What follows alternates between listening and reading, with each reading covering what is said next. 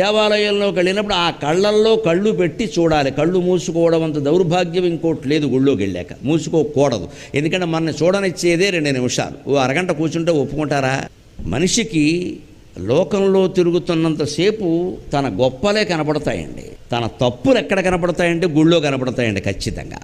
అందుకే చెంపలేసేసుకుంటాం మనం. ఇక్కడ మనిషి కనపడగానే మీరు చెంపలేసుకుంటారు, వాడి చెంపలు వేసేస్తారు అవసరమైతే. కానీ దేవుడు గుళ్ళోకి వెళ్ళగానే అప్రయత్నంగా, ఎందుకంటే మన పాపాలు గుర్తొచ్చినాయి లోపల నుంచి ఇక్కడ తేగల పాత్ర తవ్వుతున్నాం.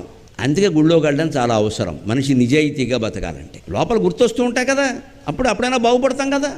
అందుకే ఏం చేయాలి? ఆ పాపం పోవడానికి, ఆ పాపం చెంత పోవడానికి, పశ్చాత్తాపం కలగడానికి భగవంతుడు కళ్ళల్లో కళ్ళు పెట్టి నేరుగా చూస్తే ఆ శ్రీకృష్ణస్వామి వేణుగోపాలస్వామి కళ్ళల్లో ఉండేటువంటి చూపులు, ఆ ఎరుపు రంగు రేఖలతో కలిసినటువంటి కిమ్మీరితమైనటువంటి చూపులు మన కళ్ళల్లో ప్రవేశించేసరికి మనకుండే తమోగుణం, రజోగుణం నాశనమై సత్వగుణంతో ఉంటాం కనీసం.